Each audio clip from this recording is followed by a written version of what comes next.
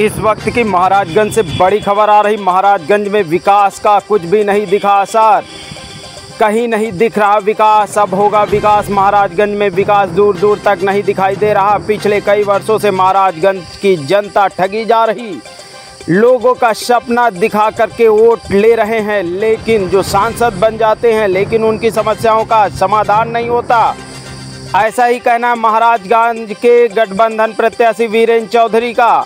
एक विशेष मुलाकात के दौरान हमारे संवाददाता से बातचीत करते हुए वीरेंद्र चौधरी ने कहा कि महाराजगंज की जनता सिर्फ और सिर्फ ठगी हुई है, चाहे वह युवा हो, महिला हो या किसान हो, मजदूर हो।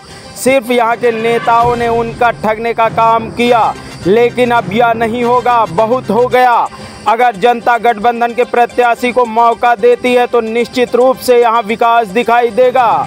महाराजगंज के लोग पहले शिक्षा ग्रहण करते महाराजगंज में है, लेकिन नौकरी के लिए विदेश में जाना पड़ता है या दूसरे प्रदेशों में जाना पड़ता है। अपनी कला का सदुपयोग करते हैं, लेकिन लाभ वहां के प्रदेश के लोगों को मिलता है। अब ऐसा नहीं होगा।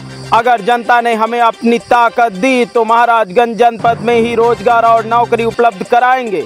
रेलवे, बिजली, किसानों के लिए पानी, खाद और लोगों का विकास मेरा मुख्य मुद्दा होगा।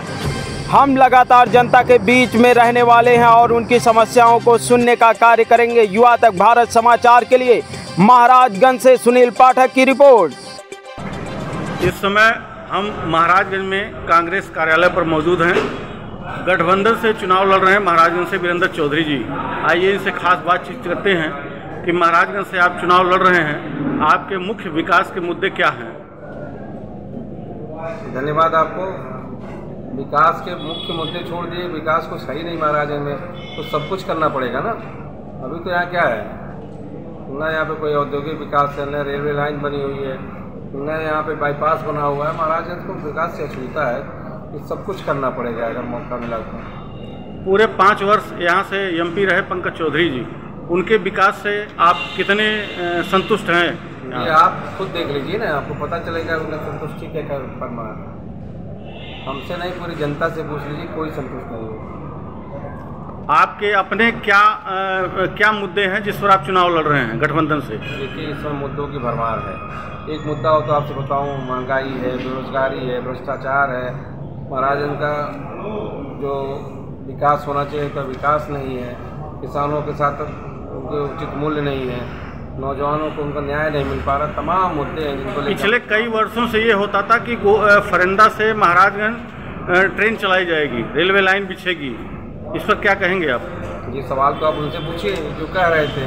हमने तो कहा नहीं, हमें तो मौका मिलेगा तो उसके बारे में सोचेंगे। किसानों और नौजवानों के मुद्दे पर क्या कहेंगे? किसानों को हम लोग चाहते हैं कि जनपद जो किसानों का बाहुल्य जनपद है, अगर मौका मिला तो कुछ ऐसे उद्योग लगाया जाए जिससे किसानों को मूल्य मिले और युवाओं को रोजगार मिले। किसानों को 2000 रुपये महीने सम्मान निधि मिलता है, लेकिन खेती और किसानी में किसान परेशान हो जाता है, उसका उचित मूल्य नहीं मिलता है। 2000 रुपये नहीं मिलता है, 500 रुपये महीने मिलता है, 6000 रुपये पूरे साल का मिलता है। और जानते हैं, वही तो हम लोग मंच में बोल रहे हैं कि 500 रुपये मशीन से कटाई हुआ करती थी हार्वेस्टर कंबाइन की। डीजल का दाम बढ़ गया, इस वक्त 1500 से 2000 रुपये एकड़ लिया जाता है। 2000 रुपये एकड़ कटाई होती है और 500 रुपये महीने सम्मान निधि मिलती है।